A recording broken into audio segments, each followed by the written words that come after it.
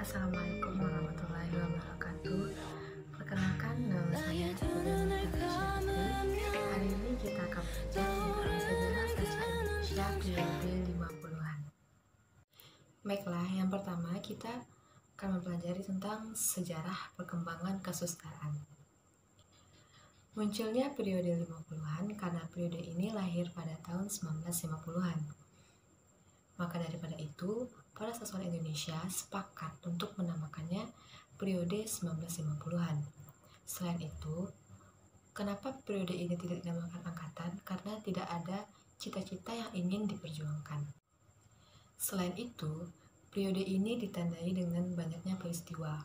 Di antaranya, yang pertama, meninggalnya salah satu sastrawan Indonesia yang paling terkenal dan karyanya itu berpengaruh besar terhadap sastra Indonesia, yaitu Chairil Anwar.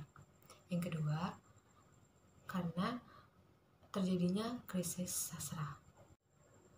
Yang kedua yaitu sastra majalah. Angkatan 1950-an ditandai dengan terbitnya majalah sastra yang berjudul Kisah Sastra Asuhan karya H.B. Jazin. Majalah sastra ini bertahan sampai tahun 1956.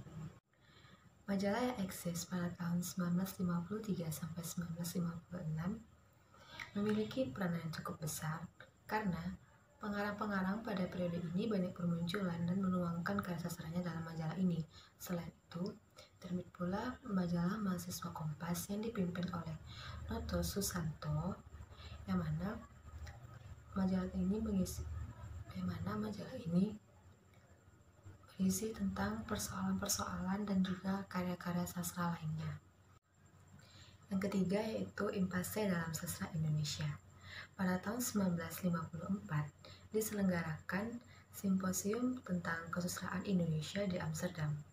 Pada saat itu, Asrul Sani, Sultan Takdir Ali Syahbana, dan juga Profesor Dr. Marsdam berbicara pada simposium itu. Disinilah untuk pertama kalinya dibicarakan tentang impasse atau kemacetan dan krisis sastra Indonesia sebagai akibat dari gagalnya revolusi Indonesia. Persoalan tentang krisis sastra semakin banyak dibicarakan. Pada akhirnya, terbitlah sebuah majalah konfrontasi. Ketika itu, sastrawan bernama Soejatmoko menulis sebuah esai dengan judul Mengapa Konfrontasi? Dalam esainya, ia berpandangan bahwa krisis dalam sastra terjadi karena pertikaian-pertikaian dalam politik. Yang keempat yaitu pengarang dan karya sastra. Yang pertama, Nugroho Nojo Susanto dengan karya Rasa Sajanye pada tahun 1961 dan Hujan Kepagian pada tahun 1958. Yang kedua yaitu Ali Akbar Nafis, karyanya ialah Hujan Kemarau pada tahun 1967 dan Hujan Panas pada tahun 1964. Yang ketiga yaitu Situ-Situ Morang, karyanya yaitu Dalam Sajak pada tahun 1950 dan Pertempuran dan Salju di Paris pada tahun 1954. Yang keempat yaitu Mukhtar Lubis dengan karya Tanah Gersang pada tahun 1964. Dan yang terakhir, W.S. Rendra dengan karya Balada Orang-Orang Tercinta pada tahun 1957. Yang kelima, yaitu karakteristik karya sastra periode 1950-an.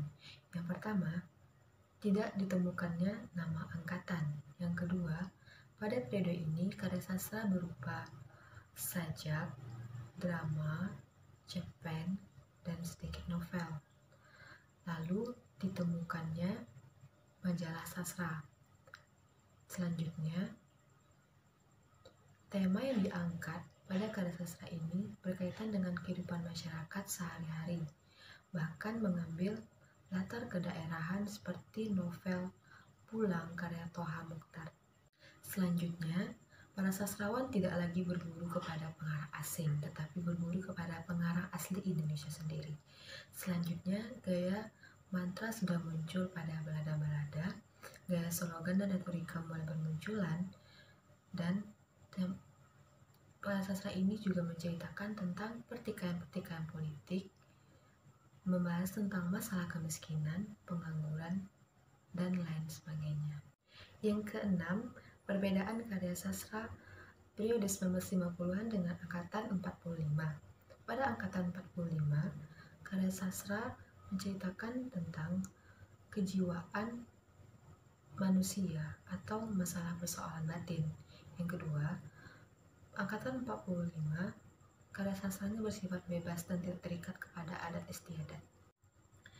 Pada periode 1950-an, gaya bercerita pada periode ini lebih murni, dalam arti gaya bercerita hanya fokus pada cerita saja, tidak menyelipkan komentar, pikiran, dan pandangan. Hal ini tentunya sangat berbanding terbalik dengan angkatan 45. Oke guys, mungkin sampai sini membaca cerita. Jangan lupa saksikan video